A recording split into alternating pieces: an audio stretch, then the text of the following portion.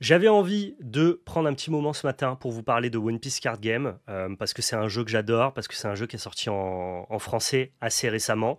Euh, on va faire de plus en plus de création de contenu sur ce jeu. C'est un jeu qui avait déjà une belle base de joueurs en France, avec notamment One Piece anglais, mais qui a vocation à se développer énormément, je pense, surtout sur un aspect plus enthousiaste, plus casual, plus multi-TCG avec l'arrivée du français. On sait qu'en France, tant qu'un TCG n'est pas traduit en français, il aura du mal à vraiment exploser. Il y avait quand même des compétiteurs, des fans hardcore du jeu qui sont là depuis le début. Donc attention, la communauté One Piece, elle existe en France avec One Piece anglais. Mais le One Piece français, ça va le rendre un petit peu plus mainstream. Et nous, on va porter ce jeu-là aussi sur la chaîne, sur ValetPL. Donc j'avais envie bien, de vous expliquer pourquoi moi, j'ai plongé directement dans ce jeu-là et vous présenter les 4 decks que j'ai montés actuellement. C'est honnêtement un des sites TCG auxquels je joue le plus en off. J'y joue avec des amis, j'ai des gens qui m'ont contacté dans mon entourage qui se mettent au TCG grâce à One Piece français.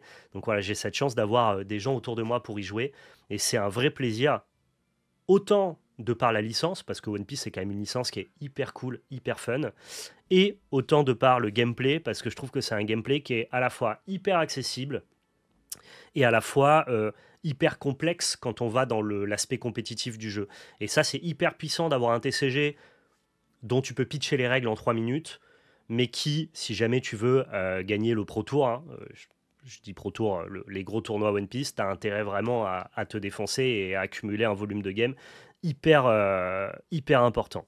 J'interromps rapidement votre programme pour vous rappeler que dans cette vidéo, vous pouvez tenter de remporter un bon d'achat de 80 € utilisable sur notre boutique labelcard.fr. Pour ça, c'est très simple. Un bon d'achat à gagner chaque mois. Il suffit de commenter sur toutes les vidéos, laisser un pouce bleu et vous abonner à la chaîne. On tire au sort un commentaire parmi toutes les vidéos du mois et vous remportez le bon d'achat à utiliser sur notre site labelcard.fr, site sur lequel vous pouvez d'ailleurs récupérer vos produits TCG et notamment du One Piece. Merci à tous ceux qui participent et maintenant je vous laisse avec la suite de la vidéo. Alors, si on passe sur la Zénithale, je vais vous parler de 4 decks que j'ai montés. 3 sont d'actualité, c'est-à-dire sont des decks d'OP9 que vous pouvez reproduire quasiment qu'avec des cartes françaises. Je dis quasiment parce que vous allez voir qu'il y a quand même toujours quelques cartes qui n'ont pas encore été traduites en français, même si avec la sortie de Premium Booster, globalement, il y a quasiment tout. Et un deck qui est le deck que je jouais avant la sortie de One Piece français, parce que je me suis pas mis à One Piece avec la sortie du FR. Je vous avais déjà fait quelques contenus et parlé de One Piece quand c'était en anglais. Mais voilà, j'étais un enthousiaste. Je regardais ça d'un œil curieux. J'avais monté quelques decks pour commencer à tester. Vraiment, la sortie de One Piece français, ça acte de manière hyper concrète que ça y est, on est dedans, on est dans le train et on va en manger un peu du One Piece. Et ça sera avec grand plaisir. Alors, on a Rob Lucci, donc qui est pas le deck le plus actuel, mais qui est le premier deck vraiment compétitif que j'ai joué à One Piece. J'adore son gameplay et je vous le présenterai tout à l'heure. On a aussi Barbe Noire, l'ami Monkey D. Luffy, Purple Luffy qu'on appelle Ploufy, et on a ici Do Flamingo. Je prends le premier deck qui vient, je sais pas dans quel ordre ils sont. Ok, donc c'est Purple Luffy par lequel on commence.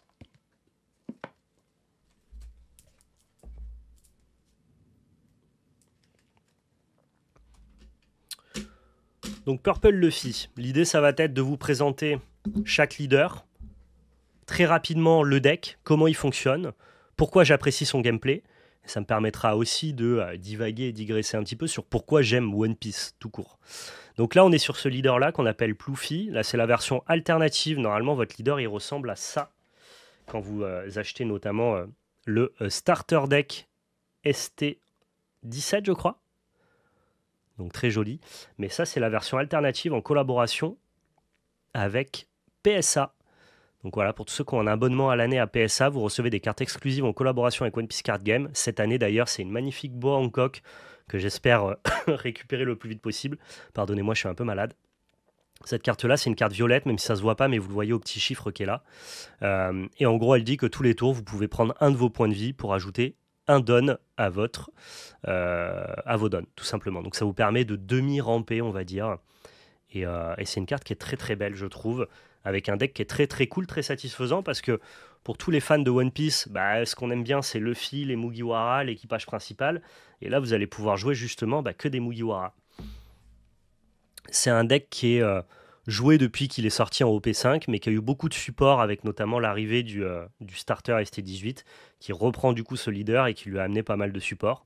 Et c'est un deck qui est relativement convenable en OP9, mais qui va plus ou moins disparaître en OP10 et surtout en EB2 avec l'arrivée d'un meilleur leader Luffy qui va reprendre quelques cartes du deck. Le truc que j'aime le plus dans One Piece, ce qui pour moi fait vraiment la saveur de ce jeu, donc la saveur, c'est-à-dire ce qui le différencie des autres et qui amène un gameplay que je ne retrouve pas et qui fait que quand je passe d'un TCG à l'autre, eh bien j'apprécie passer sur ce TCG parce qu'il a sa marque de fabrique, il a son pattern de play, il a ce truc qui le rend hyper reconnaissable par rapport aux autres, cette singularité qui le différencie. Eh bien, ce truc-là que j'aime ressentir sur tous les TCG auxquels je joue, je le ressens notamment grâce aux dons. Donc vous allez voir que pour chacun de mes decks, eh bien, j'ai essayé de prendre des dons qui me parlent, qui me plaisent. Alors certains sont un peu coûteux, d'autres sont quasiment gratuits. Ce don-là, notamment de Vivi, qui est une des séquences les plus mémorables, je trouve, de One Piece, c'est un don qui coûte 5 centimes. Voilà, mais je le trouve exceptionnel. Et donc ça, c'est donc les fameuses ressources qui vont vous permettre de jouer vos cartes et qui vont vous permettre aussi de buffer vos personnages sur le board pour faire des attaques diverses et variées. Et donc pour mon deck Mugiwara, j'ai décidé d'avoir un don deck de Vivi. Alors moi, je dépareille pas mes dons. Je sais qu'il y a des gens qui aiment bien raconter des histoires ou avoir plein de dons différents. Moi, je veux que mes 10 dons soient les mêmes. Je trouve ça juste plus esthétique. Hop.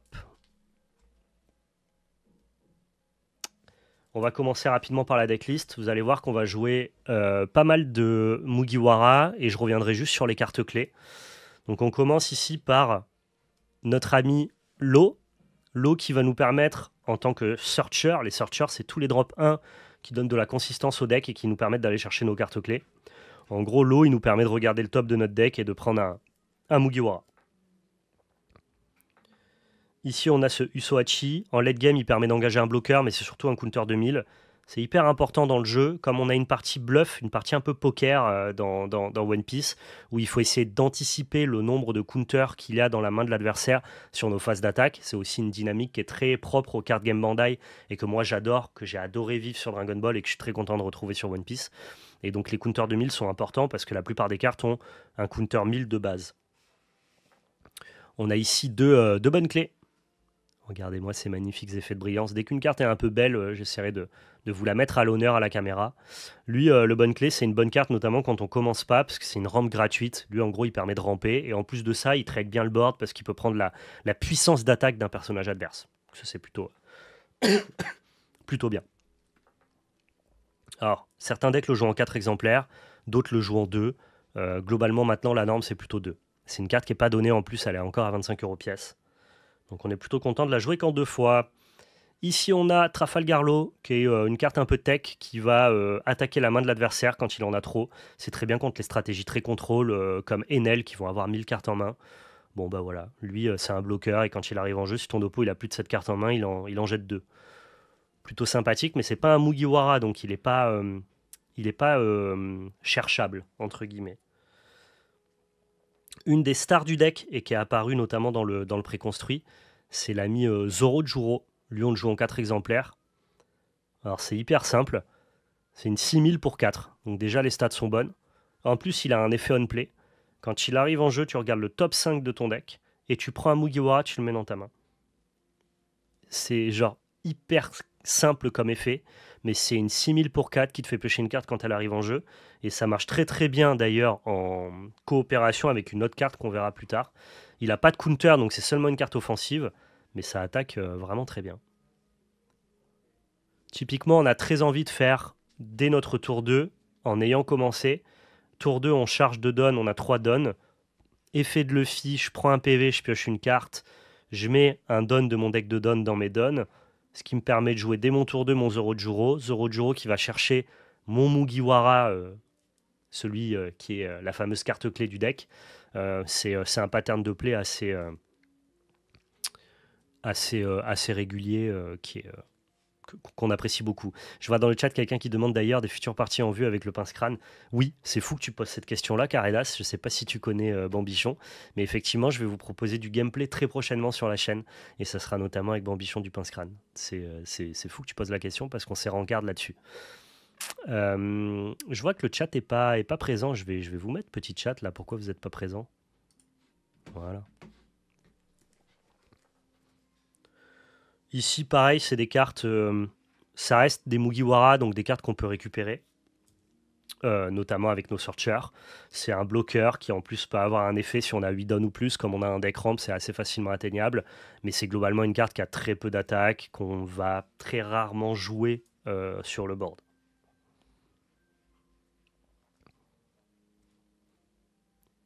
Ici, on a Kamazo qui est surtout un counter 2000, donc qui est une bonne carte pour les phases de défense. Là, on a encore une fois une carte qui n'est pas un Mugiwara, mais qui est hyper puissant dans les stratégies. Ah, le foil est magnifique. Dans les stratégies ramp, dans les stratégies violettes au global, c'est le Captain Kid, Eustace Kid. Lui, il est vachement bien quand on est sur la draw.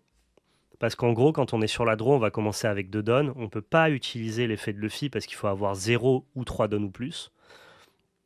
Et donc, du coup, ça veut dire qu'on va commencer avec 2 dons. Ensuite, à notre tour 2, on va avoir 4 dons. Là, on peut faire l'effet de Luffy, rajouter un don à nos dons actifs.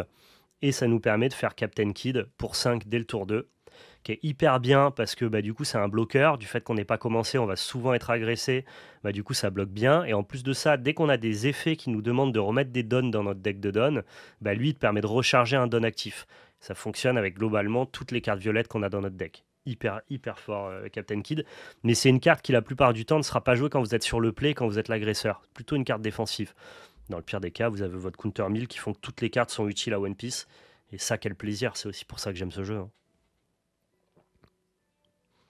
Là, vous avez l'ami Sangoro. Lui, c'est le meilleur pote de la fameuse carte clé que vous allez voir tout à l'heure. Parce que c'est une carte qui est 6000 pour 5. Mais en fait, vous avez rarement envie de le jouer pour 5 de votre main. Vous allez voir, vous allez essayer de le cheater sur le board avec une autre carte. Et en gros, lui, quand il attaque une fois par tour, si tu as 8 dons ou plus, tu pioches une carte. Donc c'est un 6000 pour 5 qui va te faire quasiment tout le temps piocher une carte. Parce que avant de faire ta première attaque, tu vas pas être engagé, donc difficilement attaquable. Par contre, si jamais tu arrives à attaquer 2 fois, la carte est totalement above rate, comme on dit. Et du fait qu'en plus on va pas la payer, c'est vraiment staple du jeu, quoi. Ici, on a un petit Fransuke, c'est un counter 2000, et en plus de ça, ça peut taper en late game avec le rush. Plutôt sympa. Ah, je suis d'accord, Arwan, One Piece TCG, quel banger. En ce moment, c'est vraiment le TCG qui m'anime le plus. À la fois parce qu'il y a ce côté découvert qui stimule ma curiosité, et à la fois parce que je trouve le jeu hyper simple et à la fois hyper complexe. Et j'adore cette dualité d'un jeu qui est giga accessible, mais qui te permet d'apprendre le jeu. À chaque fois que je fais une game, je deviens meilleur. Je me dis, ah ouais, en fait, j'avais pas compris. En fait, One Piece, tu penses que tu sais jouer et tu sais pas jouer. Et jusqu'à ce que tu comprennes que tu sais pas jouer, t'es pas un bon joueur. Et dès que tu comprends que tu sais pas jouer, et là tu commences à évoluer, tu commences à beaucoup mieux utiliser tes dons. Et il y a beaucoup de situations que j'adore dans One Piece où le meilleur play en fait c'est de pas jouer tes cartes, c'est de diviser tes dons sur tes attaquants. Et c'est un truc qui vient pas naturellement et qui est complètement fou, quoi. Ouais, Card Market c'est très bien, ADZ RM. Ici, on a ce Sanji Staple qui est joué, qui sera joué dans quasiment tous les decks violets. Hein. C'est un 6000 pour 6, donc ça paraît cher, mais c'est un counter 2000. Et surtout, et là c'est la folie, hein, ça n'a aucun sens, c'est un bloqueur que tu peux jouer pour 2 de moins, si jamais... non, pour 3 de moins, pardon, si jamais tu as 2 dons de moins que ton adversaire. Mais sauf que dans ce deck-là, c'est hyper simple d'avoir 2 dons de moins que ton adversaire, parce que tu as beaucoup d'effets de tes cartes qui te demandent de remettre des dons dans ton deck. Et donc à ce compte-là, ça te permet, dans le meilleur des cas, d'avoir une 6000 pour 3 bloqueurs counter 2000. La carte est complètement above rate, et c'est pour ça qu'elle sera jouée pendant encore assez longtemps. Petit défaut de la carte, je vous laisse regarder, elle est dégueulasse. Enfin, c'est un avis personnel, je déteste la famille Vinsmoke, là, les frères et sœurs de Sanji, leur tenue un peu de Super Sentai, là, je trouve ça horrible. Donc visuellement, la carte ne me plaît pas. Le boss monster, la carte clé du deck, c'est l'ami Luffy Taro. Je vous laisse regarder comme la carte est magnifique, comme elle brille bien. Et ça, c'est donc la fameuse carte clé dont je vous parle depuis le début. Hyper puissant. C'est un 8000 pour 7, donc pareil, il a des stats qui sont quand même pas mal. Et lui, quand il arrive en jeu, tu fais Donne-1, donc tu prends un de tes Donnes que tu remets dans ton deck de Donne, ce qui te permet du coup d'être en synergie avec le fait d'avoir moins de Donnes que ton oppo, d'être en synergie avec ton Kid par exemple, qui va te recharger un Donne quand tu vas le faire. Et si tu fais ça, eh ben, tu peux jouer gratuitement un Mugiwara de ta main qui coûte 5 ou moins. Et donc c'est là où je vous parlais de la synergie hyper puissante avec le Sangoro que tu vas jouer gratuitement. Ce qui fait que sur ton tour 3, hein, parce que quand tu as commencé, tu fais 1 don, puis 3 don, plus 1 avec l'effet 4 don. À ton tour 3, plus 2 don, tu es à 6 don, plus 1 avec l'effet, tu passes à 7 don. Donc tour 3, tu fais Luffy Taro. Je joue gratuitement Sangoro. C'est d'un puissant, on est sur un power play hyper fort. Tu mets beaucoup de pression à l'adversaire, et en plus de ça, tu récupères de la value en main, parce que quand tu prends tes PV, ils vont dans ta main, et quand tu attaques avec Sandy, tu pioches une carte. Le deck ne tourne qu'autour de ça. Si t'as pas Sangoro dans la main, tu peux jouer le Zoro qu'on aura joué au premier tour, qui est très très bien aussi. Voilà, ça fait partie des bonnes cartes que tu as envie de jouer. Comment tu as chopé la version AL du leader? Eh bien, je l'ai acheté sur le marché secondaire.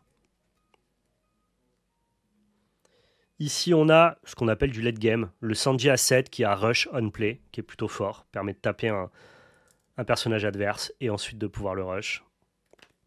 Je l'ai payé 220 € en trade Aaron. La valeur de trade que j'ai mis pour l'avoir, c'était 220 €, ce qui est fine, je pense. Comme on est un deck qui peut rapidement monter en don, bah forcément on joue aussi des drops neufs. Charlotte Linin qui est très très bien pour les parties un peu compliquées, ça permet de gérer un personnage adverse, ça permet de se reprendre un PV aussi, c'est cool. Et ça c'est un peu le finisher, le boss monster. La secrète Luffy, c'est un 10 000 pour 9 rush. Donc plutôt très cool. Je connais pas du tout One Piece, mais si je cherche un deck plus contrôle, je m'oriente vers quoi? Tu vas voir, émissaire du lointain, tu es sur le bon live, je vais te proposer divers decks avec divers gameplays. J'ai 2 decks contrôle et 2 decks agressifs, donc tu choisiras ceux qui te plaisent le plus. Et enfin, la meilleure carte du jeu, je pèse mes mots, mais je pense que c'est vraiment la meilleure carte de One Piece Card Game au global. Ce qui fait que ce deck-là est relativement compétitif parce que actuellement en OP9, c'est clairement pas le deck le plus fort. Le deck a un power play, une sortie complètement pétée avec le Fitaro. Mais par contre, il manque vraiment de gestion de board. C'est un deck vitrine. C'est-à-dire quand tu fais ta meilleure sortie, le deck est très fort. Mais par contre, quand tu fais pas ta meilleure sortie, le deck il est un peu underrated par rapport à ce que d'autres decks font. Il va beaucoup moins spam le board qu'un Doflamingo. Mais par contre, cette carte-là est hyper puissante. Parce que c'est un événement que tu vas pouvoir jouer pour 1, qui va te demander de faire Don-2, donc de remettre 2 cartes Don de tes Don actifs dans ton deck de Don. Par contre, si jamais tu fais ça, tu peux défausser une carte de ta main, choisir un de tes personnages ou de tes leaders et lui donner plus 4000 de défense. Donc c'est comme un super super combo. Mais ce qui rend la carte complètement fumée, c'est que ok, pour 1, moins de don, et tu t'es défaussé d'une carte de ta main, t'as mis 4000 sur un perso, on peut dire ouais c'est quand même hyper cher, tu pioches 2. Et ça, le fait de piocher 2, c'est complètement débile. C'est ce qui rend la carte hyper puissante et elle est toujours jouée actuellement au Japon dans la méta EB2. Voilà, vous avez... Hop là, regardez comme c'est satisfaisant. On reconstitue le deck. Vous avez ici le premier deck, Purple Luffy Ploufy, que j'adore, que je trouve hyper esthétique, qui est hyper cool, qui est super simple pour commencer. C'est un deck qui est facile à apprendre, qui est facile à jouer, mais c'est pas le meilleur deck en tout cas de la méta actuellement.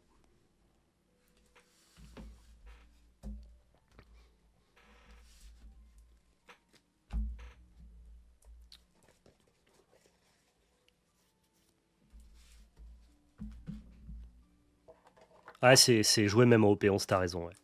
La vidéo sera sur YouTube. Oui, je pense. Je pense que j'en ferai une vidéo YouTube, tout à fait.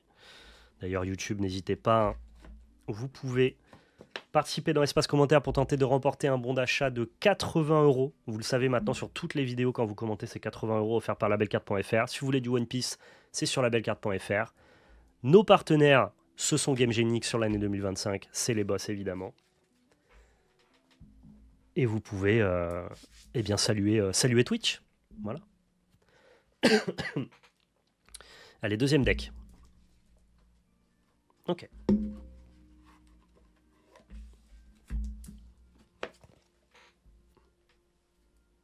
Là, le deck, c'est Doflamingo, si je ne m'y trompe pas, c'est ça. Donc alors, pour Doflamingo, c'est très simple. C'est pareil, un deck que vous pouvez retrouver dans les starters qui sont sortis en français. C'est le ST18, qui est le meilleur starter à la fois à jouer pour découvrir et à la fois à upgrader en version compétitive. Actuellement, en OP9, Doflamingo est le meilleur deck du metagame. Ça va un peu changer en OP10 et en EB2, qui sont les sets qui vont arriver. Mais là, actuellement, c'est vraiment lui qui règne sans conteste sur le méta, mais de manière quand même assez fair pour qu'on n'ait pas envie de le bannir. En tout cas, pour l'instant, c'est pas le cas. Le deck est hyper fun à jouer, à la fois très accessible et à la fois hyper difficile. Entre un mauvais joueur de Doflamingo et un bon joueur de Doflamingo, l'écart et la différence est monumental. Et par contre, j'ai pas sa version alternative. Là, j'ai le leader version starter.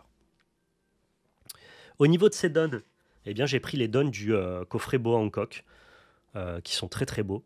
Regardez-moi ça là, cette texture sur le don, ainsi que cet effet un peu rainbow foil. Vous voyez un peu tous les jeux de lumière, l'arc-en-ciel qui apparaît sur les cartes. Ouais, c'est plutôt très sympathique.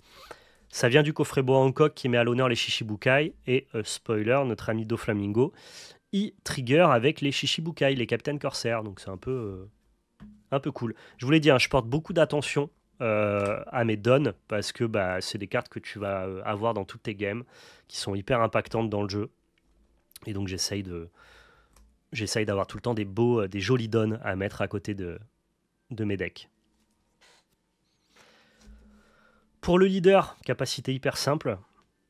Si tu lui attaches 2 dons, donc donne 2, et que lorsque tu attaques, tu payes 1, tu regardes le dessus de ton deck. Et si jamais c'est un Captain Corsair qui coûte 4 ou moins, tu joues gratuitement engagé. Donc en gros, cette carte-là, tu lui dis, je te mets 2 dons, je tape à 7000, ce qui est déjà pas mal, hein, c'est une belle phase d'agression, et je paye 1, et bien dans ce cas-là, je prends le dessus de mon pack, là, et si c'est un Captain Corsair, je le joue gratuitement engagé. Donc pour 3 mana, tu auras forcément joué un Captain Corsair à 4. Donc tu as gagné un mana tous les tours, tout le temps. Et comment tu fais pour avoir toujours le choix d'avoir un Captain Corsair sur le dessus de ton pack? Déjà, tu en joues plein. Et deuxièmement, tu vas jouer des searchers, on va dire, qui vont te permettre de manipuler le dessus de ton deck pour avoir toujours un effet bénéfique sur l'effet de ton Doflamingo. Le deck est hyper puissant et hyper cool à jouer. Voilà, j'adore Doflamingo, que ce soit le personnage ou la mécanique du deck.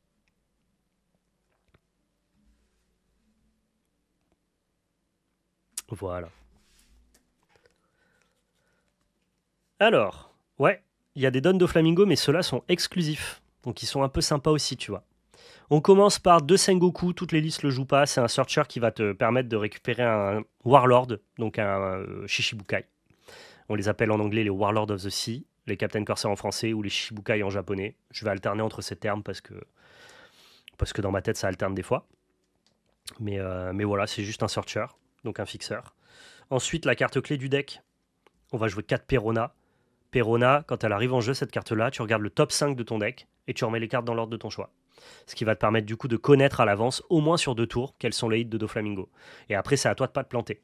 Quand tu remets sur le top 5 de ton deck dans l'ordre, tu dis ok, cette carte je la pioche, cette carte je la hit sur Doflamingo. Si le hit de Doflamingo me fait piocher, il faut que je mette une carte à piocher, puis encore une carte de pioche de début de mon tour, puis ensuite c'est le deuxième hit de Doflamingo.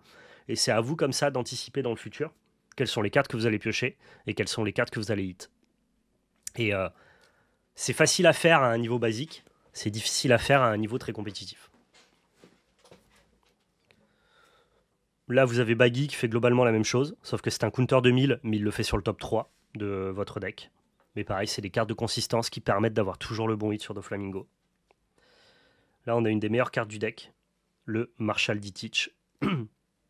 C'est une carte qui va te permettre de gagner des ressources, parce que tu vas pouvoir attacher à ton leader des ressources utilisées. Et en plus de ça, si tu connais pas le dessus de ton pack, tu vas pouvoir mettre une carte de ta main sur le dessus de ton deck, ce qui, du coup, mécaniquement, va te permettre de jouer la carte gratuitement avec Doflamingo.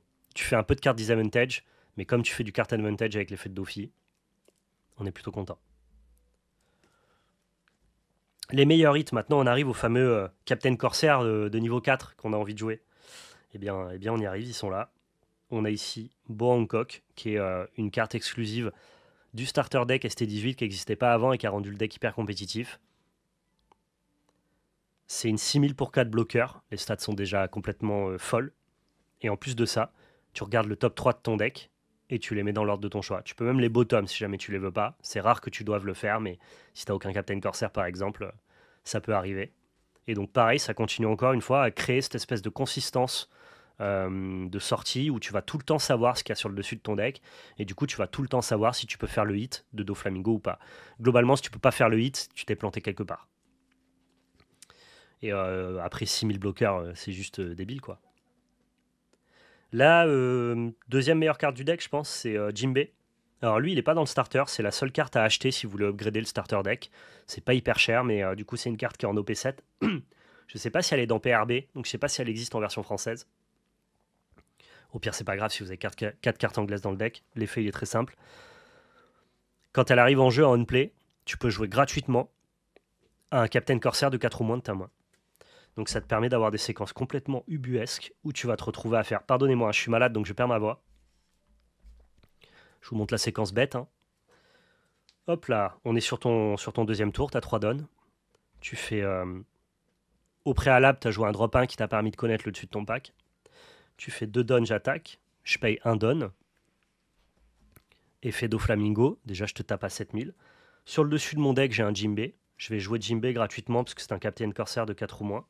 Effet Jinbei, quand elle arrive en jeu, je vais jouer une Boa Hancock de ma main gratuitement. Voilà, ça c'est un tour 2 relativement classique de Doflamingo dès lors que vous avez un Jinbei dans votre main. Donc c'est-à-dire qu'on est au tour 2, tu as attaqué à 7000 et tu as proposé 2 bodies sur le board qui ont 5 et 6000. C'est ça Doflamingo. Et c'est ça qui est entre guillemets pas normal et qui rend le deck hyper puissant. Et l'idée, ça va être de continuer à mettre l'adversaire sous pression comme ça, de manière constante, pendant toute la partie.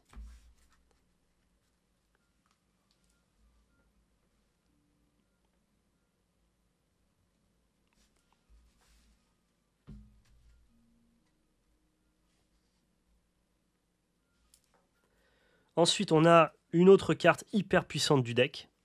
C'est l'ami Trafalgarlo. Lui, il est 5000 pour 4. Pareil, Captain Corsair de 4 ou moins. Pareil, il a un effet d'arrivée en jeu. Son effet d'arrivée en jeu, il est hyper cool. Tu peux renvoyer une carte de personnage dans ta main et renvoyer une carte de personnage dans la main de l'adversaire. Donc ça te permet vraiment de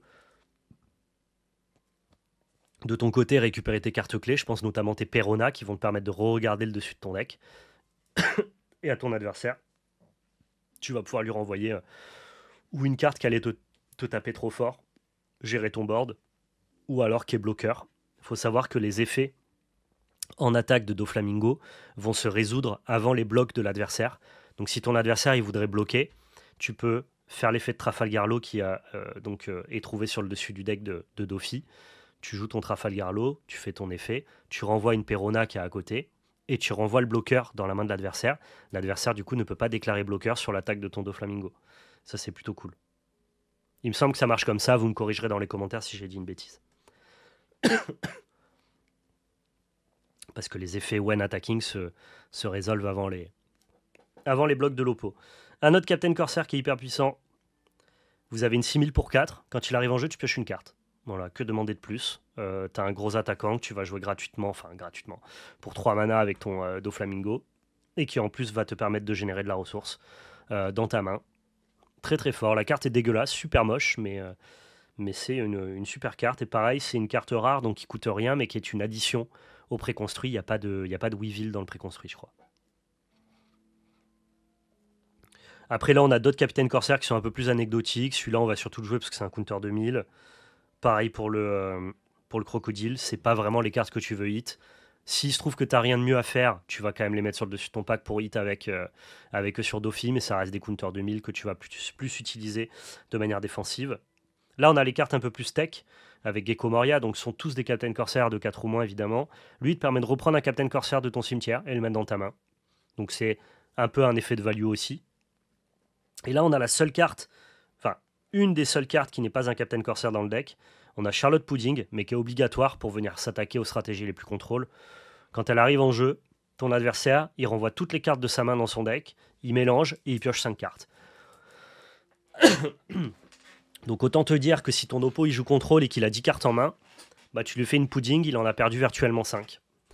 Et donc ça c'est assez intéressant, les joueurs qui jouent très contrôle doivent toujours tourner autour de pudding pour pas se faire trop impacter sur le card advantage. On a l'ami Jozu, pareil, pas un Captain Corsair, mais c'est juste flat, tu as un bon staple bleu, 7000 pour 6, quand il arrive en jeu, tu peux bouncer un de tes personnages et un personnage adverse. Il fait un peu le même effet que Trafalgar Law, ça te permet pareil de renvoyer des bloqueurs pour pouvoir attaquer, mettre de la pression. Et enfin, les seuls événements du jeu qui sont des cartes tech. Perfume Fémur, qui va empêcher ton adversaire de bloquer, littéralement. Donc cette carte-là, quand ton oppo il a plus de PV, c'est la carte qui te fait gagner. Tu fais, bah tiens, toi tu bloques pas et je t'attaque. Fin.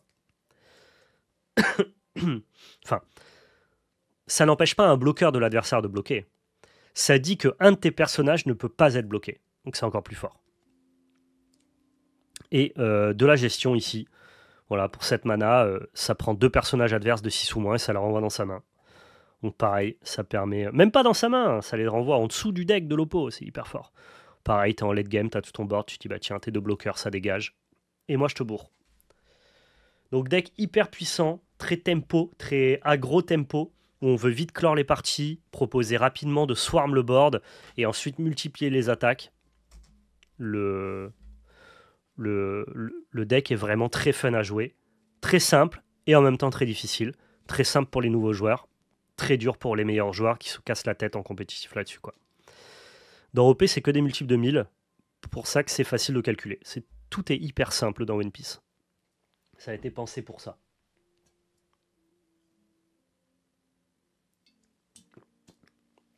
C'est ce que je ne cesse de répéter sur les qualités de ce jeu. On est sur un jeu qui prend 2 minutes à expliquer, où les gens peuvent faire leur première game en 5 minutes, et qui pourtant en compétitif te propose une profondeur de gameplay hyper satisfaisante. D'où la richesse et la puissance de ce jeu-là.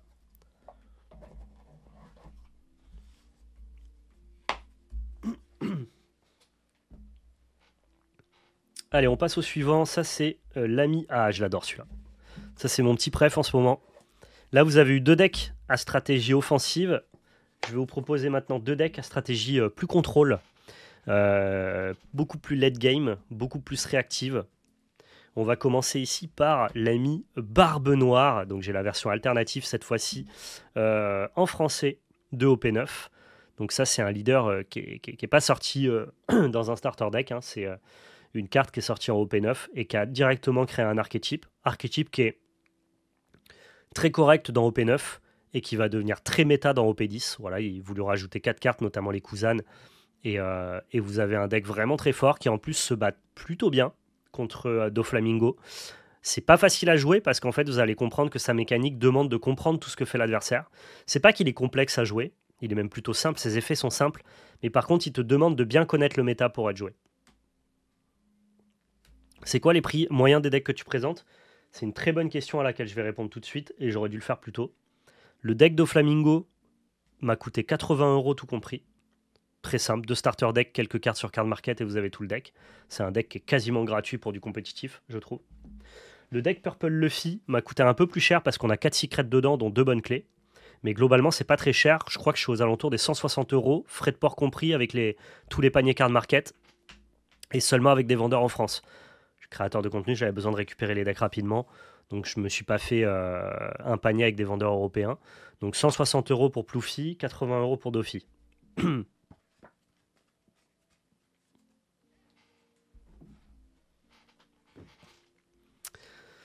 L'ami Teach, il y a 50 cartes dans un deck. Donc l'ami Teach, son effet très simple, vos effets joués, donc on-play, sont annulés. C'est-à-dire que vous n'avez aucun effet d'arriver en jeu avec ce commandant-là.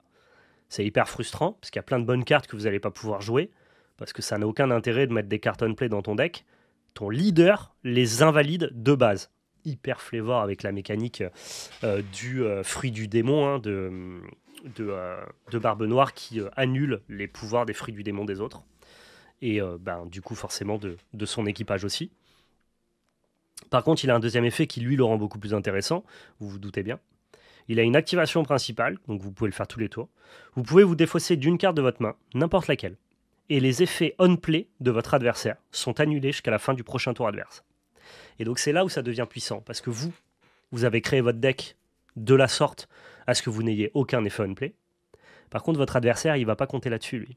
Lui, il est obligé de jouer des effets on-play. Toutes les cartes de Doflamingo sont des effets on-play, littéralement. Eh bien, contre une carte tous les tours, ton adversaire n'a plus d'effet on-play. Encore une fois, hyper flavor avec le fait que Doflamingo aspire le pouvoir des gens. Et donc c'est pour ça que ce deck-là est hyper difficile à jouer, parce que ça va vous demander de savoir exactement quels sont les tours que vos adversaires peuvent jouer avec des effets on-play, pour ne pas gâcher une carte gratuitement de votre main, si vous voulez.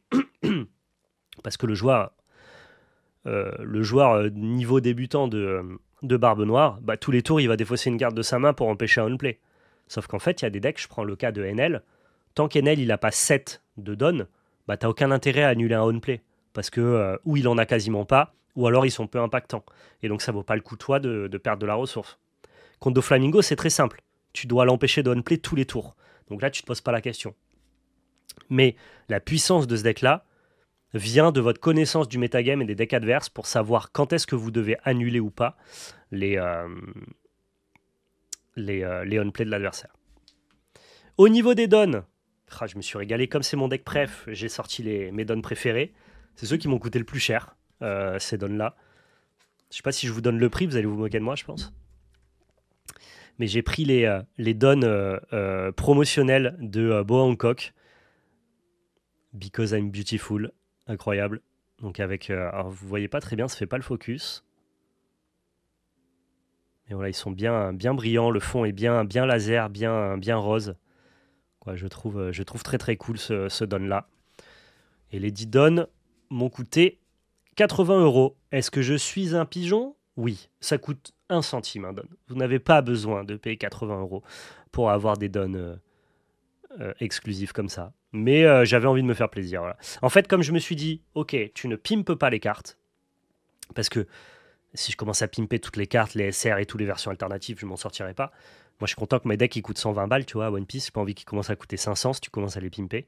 Mais je me suis dit, par contre, ok, tu pimpes le leader et tu pimpes les dons. Tu pimpes juste pas le deck. Et donc, voilà, je suis tombé dans le pimp de Don avec ces magnifiques Don Boa Hancock qui sont vraiment très cool.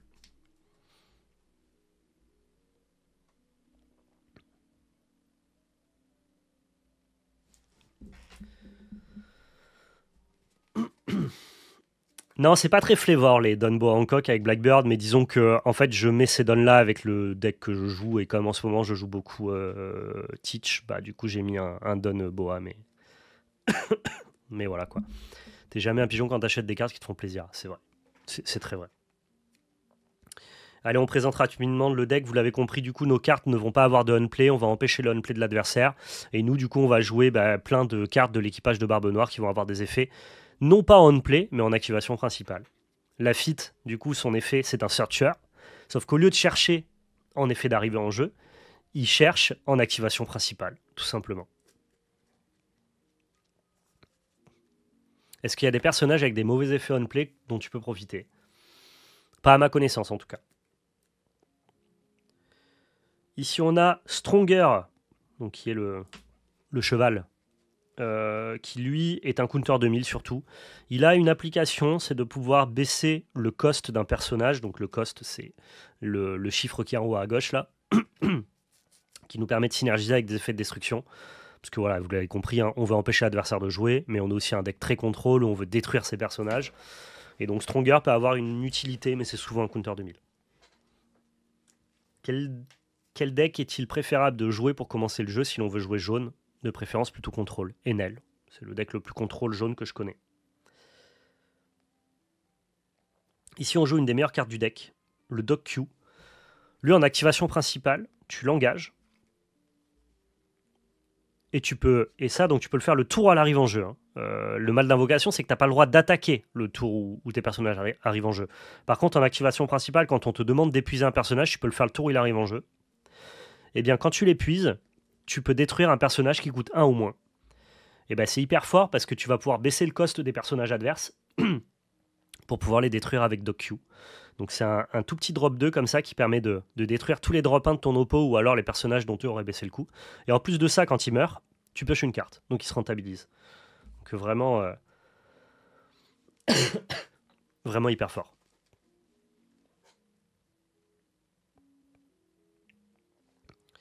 Ici, on a l'ami Vasco Shot. Pour 2000, c'est un bloqueur. Pas grand chose à dire. Pour l'instant, il y en a 4 exemplaires parce qu'il nous manque des cartes qui sont pas sorties encore, qui arrivent dans OP10.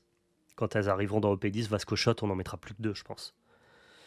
Là, on a Shiryu qui est un counter 2000. Globalement, on le joue rarement autrement qu'en counter 2000. C'est une carte défensive, quoi. Pour l'instant, j'ai mis ce Borsalino parce que c'est une bonne carte générique qui n'a pas d'effet on-play, qui est un bon bloqueur en fait, qui peut pas être détruit par des effets. C'est une carte qui a un bon rôle défensif contre les Doflamingo, mais pareil, en OP10, on jouera plus Borsalino. Là, on a le boss monster du deck. C'est Jesus Burgess. Un petit peu, c'est très flavor, hein, à l'instar du dessin animé. L'attaquant de l'équipage de Barbe Noire, celui qui fait le plus de dégâts, c'est Jesus Burgess. Et ben là, c'est hyper roleplay parce que c'est un 5000 pour 4. Il peut pas être mis KO par des effets de cartes. Donc déjà, pour le déloger, faut aller se battre, quoi. Et en plus de ça, pour chaque tranche de 4 cartes que tu as dans ta défausse, il gagne plus 1000.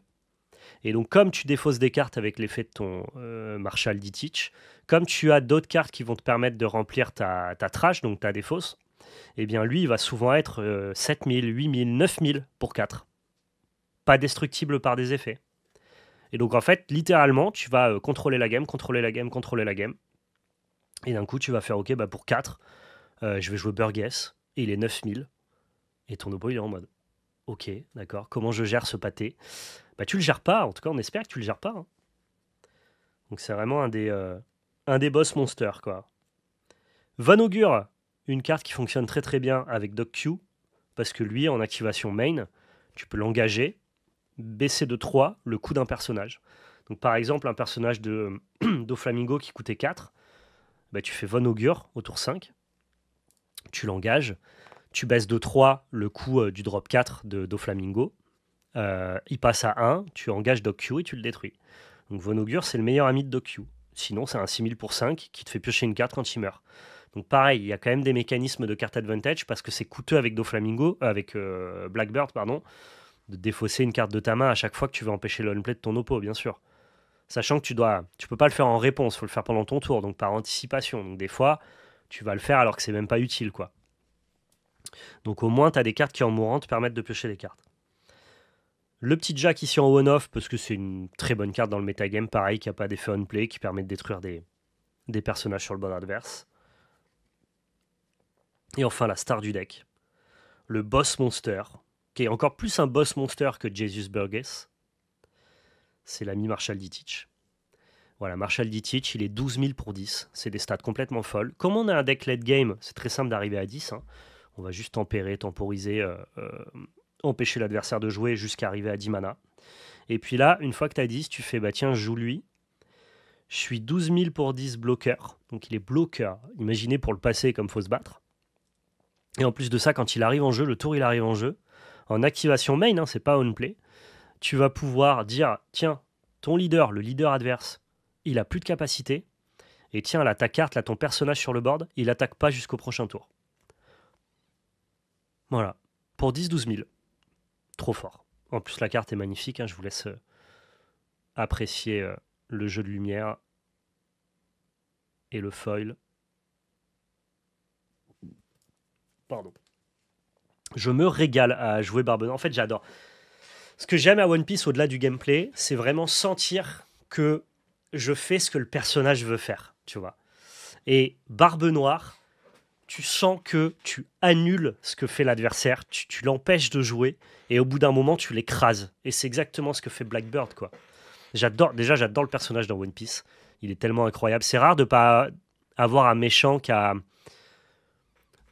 Oui, il a un but concret, mais il est très difficile à lire, tu vois, Marshall. T'as juste l'impression que c'est un agent du chaos, que finalement, ce qui l'anime, c'est la liberté, mais la liberté totale, celle qui empiète sur celle des autres. Tu vois ce que je veux dire?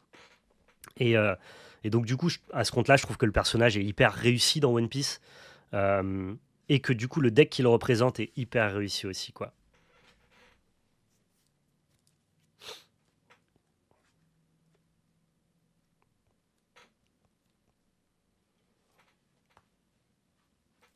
Ça marche NTS. Écoute, j'espère que ton message, voilà, ton message est passé, même sur YouTube. Donc, s'il y a des gens intéressés dans la région Grand Est, n'hésitez pas à le faire savoir. Ici, on a donc l'ami ruche, qui est une carte de consistance du deck. Tous les tours, tu peux te défausser d'une carte de ta main. C'est un stage, hein. Donc ça, c'est une carte qui reste sur le board. Tous les tours, tu peux te défausser une carte de ta main. Et si tu fais ainsi, tu regardes le top 3 de ton deck et tu choisis un équipage de Barbe Noire, tu le mets dans ta main. Ça te permet de trouver tes cartes clés, de filtrer du coup ta main pour avoir une belle potentialité de jeu, mais surtout ça remplit ta trash pour l'ami Burgis. Là, ça c'est un événement. Hop là, ma nouvelle ère commence. C'est pareil, une carte de consistance. Tu la joues, ça te permet de regarder le top 3 du dessus de ton deck et de prendre un équipage de Barbe Noire. On joue toutes les cartes de consistance du jeu pour essayer de trouver nos cartes clés au bon moment. Et enfin là, on a des cartes de destruction, avec ici le Finger Pistol. Ça détruit une carte qui coûte 5 ou moins sur le board, sachant que tu as quand même Von Augure et Jumper, Stronger, pardon, pour pouvoir baisser le coût des cartes adverses. Bah, tu peux assez facilement aller chercher une carte à 7, à 8, à 9 même, en fonction de ce que tu as. Et en plus, ça remplit la trash. Donc le fait que ça remplisse la trash, pareil pour Mayera, c'est des cartes qui synergisent bien avec Burgis. Et ça, c'est comme un effet Finger Pistol supplémentaire avec Black Hole, qui cette fois-ci détruit un personnage qui coûte 4 ou moins. Voilà, tout simplement. Ça, c'est vraiment la partie contrôle du deck, hein. C'est vraiment un deck qui est difficile à... Les mécaniques sont très simples à mettre en place, mais c'est difficile de gagner avec parce que tu as vraiment besoin de savoir ce que fait ton adversaire. C'est pas forcément le deck que je préconise à tous les nouveaux joueurs et aux débutants. Franchement, Doflamingo et Purple Luffy vous apportera beaucoup plus de win rate, en tout cas quand vous commencez. Mais quand tu commences à maîtriser un peu One Piece, il est hyper satisfaisant à jouer, hyper cool à jouer. Et en OP10, il reçoit une carte qui s'appelle Kuzan, donc Aokiji, qui est vraiment hyper forte et qui va lui permettre de devenir un vrai très bon deck de la méta.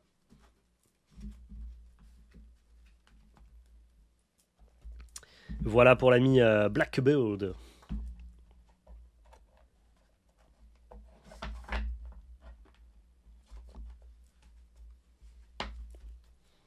Bah, un peu comme je le disais plus tôt dans le live, Coria, même s'il n'y a pas d'event à Relic, n'hésite pas à les appeler, parce que peut-être que justement il n'y a pas d'event, parce qu'il n'y a pas de communauté qui s'est manifestée. Mais si jamais ils ont 5, 10, 12, 15 joueurs qui veulent jouer à One Piece, peut-être que ça leur permettra de mettre en place des événements. C'est souvent l'initiative des joueurs qui crée les communautés, et pas forcément des boutiques. Donc n'hésite pas. Et enfin, dernier deck. Hop là, ça c'est le premier que j'ai monté. Qui est pas un deck d'OP9, donc qui n'est pas le deck le plus actuel, même si ça reste encore méta et jouable. C'est Lucci, donc un deck très contrôle aussi, base noire, un peu comme comment il s'appelle, Barbe Noire, mais qui a des mécaniques tout à fait différentes. On veut pas empêcher l'adversaire de jouer, là on veut juste tout détruire. Détruire son board tout le temps, voilà, sans cesse. Le leader, donc c'est celui-là, notre ami Lucci. Pareil, ça c'est la version alternative de OP7. En gros, c'est un deck full noir aussi, hein. C'est souvent le noir qui est très contrôle avec de la destruction de board. Et quand tu attaques, tu peux trash 2 cartes du dessus de ton deck, donc les mettre dans ta défausse. Et tu peux donner à un des personnages adverses -1 de cost. Comme l'idée de ce deck, c'est de baisser le cost des personnages adverses pour pouvoir les détruire, et bien du coup ça te permet de remplir ta trash, ce qui est hyper utile pour certains combos late game. Et en plus de rajouter -1 de cost, qui peut te permettre d'aller chercher parfois des cartes un peu puissantes. Là, on va fonctionner avec les cartes CP. C'est toujours un peu un jeu de cette famille, hein, One Piece. Quand justement on sort de cette famille et qu'on peut jouer justement que des staples génériques, bah, on arrive sur des decks comme ça, Kazuki, et ça devient souvent problématique. La plupart du temps, on veut jouer un peu des cartes du même équipage. Et donc là, voilà, ça sera des CP et des Marines. Et c'est un deck qui est hyper satisfaisant à jouer parce que tu as beaucoup de décisions à prendre. tu essayes tout le temps de détruire les personnages que l'adversaire joue, puis il essaye de reconstruire, puis toi tu déconstruis, puis il reconstruit, et ça vraiment en boucle, jusqu'à arriver à ton late game où tu vas l'écraser. Donc assez satisfaisant à jouer, très frustrant à affronter, je peux l'entendre.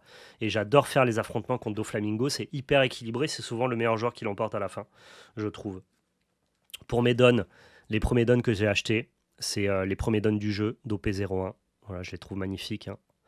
Le début de l'aventure de One Piece, qui correspond très très bien, bah, du coup, moi, à mon début dans l'aventure de ce TCG. Hein. Et que je trouve, voilà, avec Boa Hancock, ce sont mes dons préférés.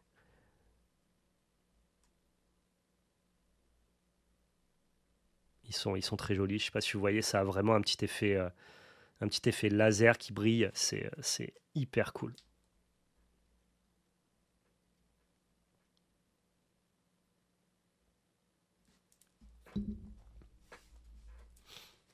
Ah, la carte est vraiment très très belle.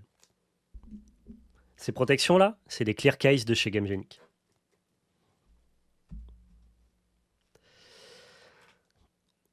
Gamegenic, de très loin, M8. De très loin parce que notre ancien sponsor, il avait notamment des qualités esthétiques, graphiques, des collaborations avec des artistes. Ils sont très très bons sur le design visuel produit. Ça, je leur enlèverai pas et leurs produits sont de très bonne qualité. Hein. Mais par contre, si tu parles en termes juste de pur ludisme, de pure praticité, d'ingénierie, franchement, Gamegenic sont trop forts. Tu vois, juste le fait que le top soit désolidarisé de la base, ce qui te permet en plus derrière, bah, du coup, de pouvoir ranger comme ça et tout. Juste à manipuler, Gamegenic, c'est trop fort.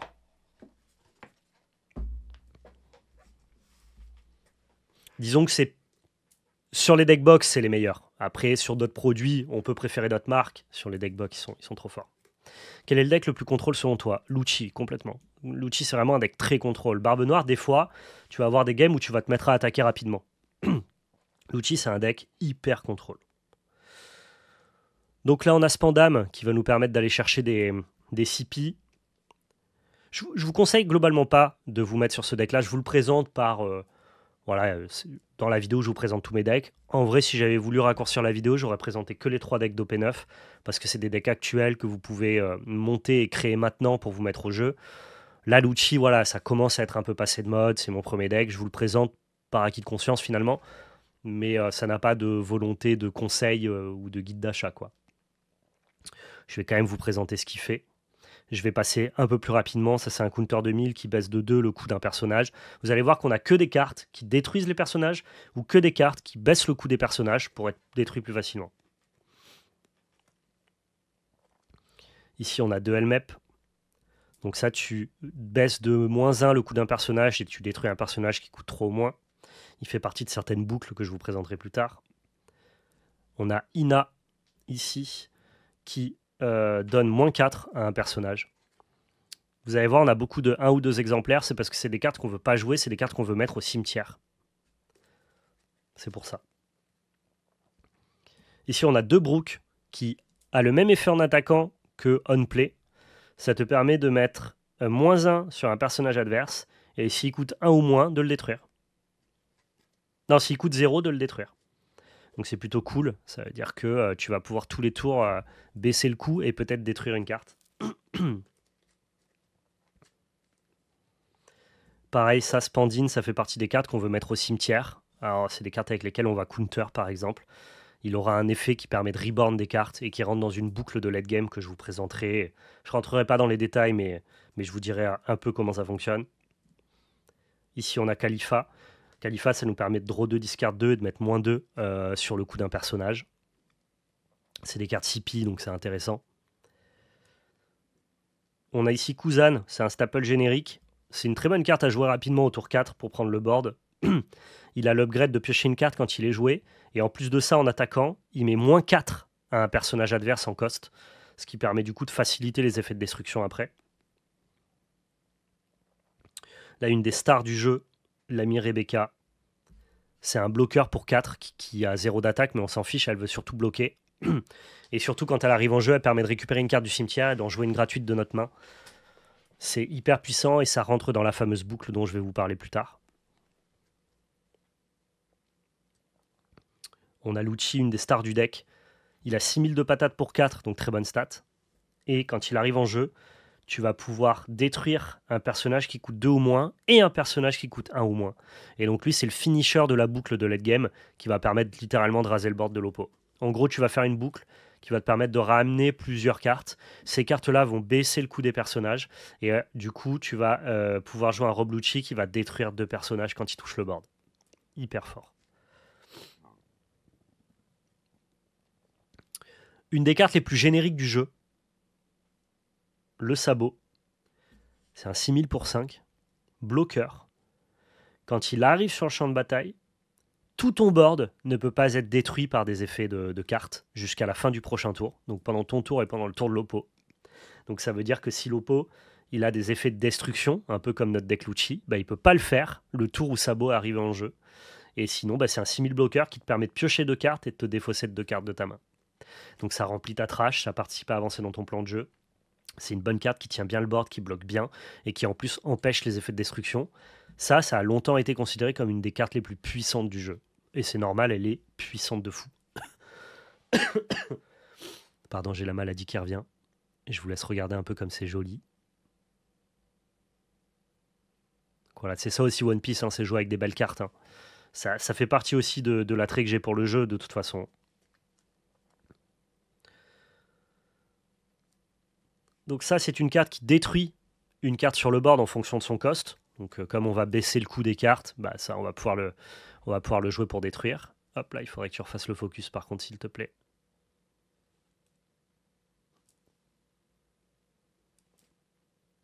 Voilà. Ça, c'est un one-off. Je rentrerai pas dans ce détail, mais pareil, il a des capacités de destruction. Une des meilleures cartes du jeu, qui a renforcé vraiment très fort Lucci quand c'est sorti en OP8, c'est l'ami Jack, qui est 8000 pour 7. Lui, il est considéré comme plus 4 en cost, donc il est 11, donc il est très dur à détruire en fait. Tu peux l'engager le tour où il arrive en jeu, hein, c'est pas considéré comme une attaque. Et dans ce cas-là, tu peux piocher une carte, te défausser une carte de ta main et KO un personnage qui coûte 3 au moins. 3 au moins, c'est beaucoup. Parce que comme tu as des effets qui vont réduire de 1, 2, 3, 4 ou 5 le cost d'un personnage, quand tu enlèves moins 5 au cost d'un drop 8, bah du coup il devient 3 au moins. Et du coup tu peux le détruire avec Jack, le tour où il arrive en jeu, en ayant filtré une carte de ton deck. Derrière, tu as quand même un 8000 pour 7 qui reste sur le board. C'est hyper conséquent Jack, et c'est hyper fort ce que ça a apporté au deck.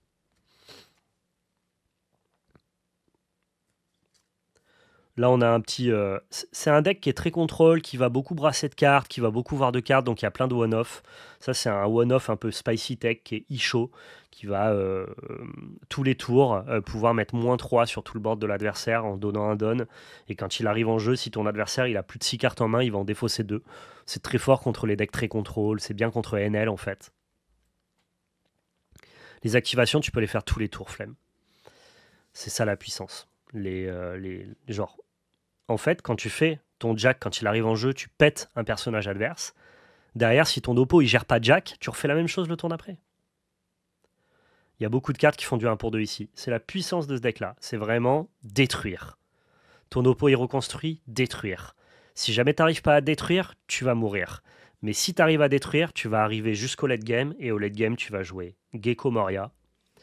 Et lui, Gecko Moria, s'il y en a bien un qui n'est pas votre pote, s'il y a bien quelqu'un qui vous veut du mal dans One Piece Card Game, c'est Gecko Moria. Bah déjà dans l'animé, hein, dans One Piece, il vous veut du mal ce gars-là. Tu peux pas deal avec Gecko Moria, il veut forcément prendre ton âme. Et ben lui, Gecko Moria, si tu as réussi à détruire le board en boucle jusqu'à arriver à Gecko Moria, que tu as setup ta trash pour avoir les cartes spécifiques que tu veux en trash, bah Gecko Moria, il va clore la game tout seul, parce qu'il est 9000 pour 8. Quand il arrive en jeu, tu vas choisir un personnage qui coûte 4 ou moins et choisir un personnage qui coûte 2 ou moins de ta défausse, et tu vas les réanimer. Tout simplement. Et c'est là où le jeu il part en couille totale, parce que bah, du coup quand tu fais Gecko Moria, que tu as une trash qui est bien remplie, tu vas pouvoir faire... Je rentre pas dans tous les détails, dans toutes les activations, comment tu en arrives là. En gros, ce qui va se passer, c'est que tu vas faire... C'est hyper débile. Pour 8 Gecko Moria, je réanime Rebecca qui a un 4 bloqueur. Je réanime Elmep qui va mettre -3 à un personnage. Rebecca va avoir un effet qui va me permettre de faire revenir Spandine du cimetière. Je vais jouer Spandine. Spandine, ça va me permettre... Parce qu'en fait, tu peux pas jouer un personnage qui coûte plus de 3 de ta main. Donc du coup, tu vas récupérer Spandine et ensuite jouer Spandine parce que lui coûte 3. Et Spandine, lui, va te permettre de jouer gratuitement Rob Lucci. Donc en fait, Spandine, c'est un pont entre Rebecca et Rob Lucci. Parce que Rebecca, elle reprend une carte du cimetière, mais elle te permet de jouer gratuitement un drop 3 au moins de ta main. Lucci est un drop 4. Et donc l'idée, c'est de faire le pont entre Spandine into Rob Lucci pour ensuite jouer Rob Lucci. Et donc là, ce qui sera passé, c'est que tu auras probablement attaqué avec ton Rob Lucci. Donc du coup, tu auras mis -1 sur un board, sur un personnage du board adverse. Tu auras mis -3 sur un personnage du board adverse avec Helmep. Si tu le conjugues avec un -5 d'un Ice Edge qui t'aura coûté 1, donc du coup sur un tour à 9, ça se fait hyper facilement. Bah, du coup, pour 8 mana, tu auras fait, j'ai un 9000, j'ai un bloqueur, j'ai 2 cartes de merde dont on se fiche, et j'ai un 6000 qui va détruire 2 cartes de ton board. Genre, on est littéralement dans de la destruction massive à ce niveau-là, et il y a très très peu de decks qui peuvent encaisser ça. Donc c'est tout l'intérêt de Lucci, c'est détruire le board en boucle, remplir la trash, pour qu'au moment où vous jouiez votre Moria, vous soyez capable d'établir cette boucle-là. Spoiler, c'est pas dur. C'est pour ça que le deck est fort. Mes listes, tu peux les trouver sur tous les sites de metagame de One Piece. Je connais One Piece Top Deck, Limitless One Piece ou One Piece Metagame Breakdown, je crois. Si tu tapes ça sur Google, tu trouveras très facilement tout ton bonheur. Donc voilà, tout l'intérêt de ce deck-là, c'est d'arriver à un Gecko Moria qui est complètement above rate, au-dessus des stats, mythique. Ensuite, on va arriver donc aux événements. Il n'y en a que quelques-uns, mais ils vont évidemment participer à baisser le coût des personnages, vous l'avez compris. Parce que quand tu baisses le coût des personnages, bah, du coup, ton Rob Lucci peut tuer n'importe quoi. Comme on a très peu de cartes qui ont des counters, en fait, on manque de counters pour se défendre. On a cette carte-là qui peut transformer une carte counter, une carte pas counter en carte counter. Et sinon, après ça, on n'a que des events qui permettent de baisser le coût. Quand tu as 10 cartes en trash, ça, c'est -3 sur un personnage et draw une carte. Et bah, c'est hyper fort parce que 10 cartes en trash, tu les as très facilement. Et ça, c'est Ice Edge. La carte est magnifique, hein, je l'ai pimpée, vous l'avez aussi en commune. Regardez-moi comme c'est beau là. Hop, fais le focus s'il te plaît.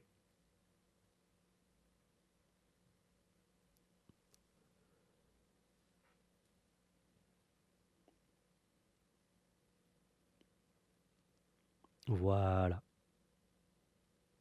Je sais pas si vous voyez comme c'est zinzin. On a vraiment de la texture, du foil sélectif, des effets de lumière incroyables. Et ça, c'est littéralement le truc qui dit, bah, pour 1, je vais mettre -5 à ton personnage. Et quand tu mets -5 au personnage adverse, bah, littéralement, dans ta boucle avec Moria, tu détruis ce que tu veux. Et avec ton Jack, tu détruis ce que tu veux aussi. Donc c'est l'événement le plus puissant de ce deck-là. Donc voilà, vous savez maintenant comment fonctionne Rob Lucci. Vous l'avez compris, c'est vraiment le gars qui veut pas que vous jouiez. Genre, Barbe Noire, il veut pas trop que tu joues. En fait, il veut empêcher tes effets, Barbe Noire. Mais tu vas pouvoir avoir ton board, tu vois. Rob Lucci, il dit, ok, tout ce que tu poses, je le détruis. Et au bout d'un moment, je t'écrase. Et j'ai adoré jouer ce deck-là. Il est trop bien. Mais c'est pas un deck facile à jouer. Il faut tout le temps que tu te set up, que tu essayes de remplir ta trash, que tu te défendes, qu'au moment où tu fasses ton Moria, eh ben, tu as encore assez de PV pour survivre, que tu aies bien rempli ta trash convenablement, que tu connaisses ta boucle.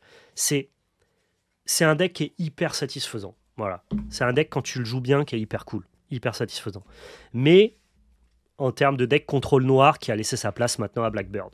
C'est pour ça que c'est pas le deck sur lequel je vous préconise de vous mettre si vous débutez le jeu. Si vous débutez pas le jeu, faites-vous plaisir, jouez ce que vous voulez. Si vous débutez, je préconise plutôt de partir sur les 3 premiers decks que je vous ai présentés plus tôt. Voilà. Écoutez, je fais la fin pour YouTube. Merci à tous d'avoir regardé cette vidéo. J'espère que cette vidéo, en tout cas, elle vous a plu, elle a été instructive, qu'au-delà d'avoir vu des bonnes cartes, j'ai pu vous transmettre ma passion, mon envie de faire du contenu sur ce jeu et peut-être vous intéresser, vous, à vous y renseigner. Vous l'avez compris, le jeu est pas cher, le jeu est fun, accessible, et en même temps, quand tu as un peu de skill TCG, il y a de quoi aller chercher dans la compétition. Donc voilà, régalez-vous et dites-moi en commentaire ce que vous en avez pensé. Merci à tous, prenez soin de vous et surtout n'oubliez pas, c'était de la belle magie.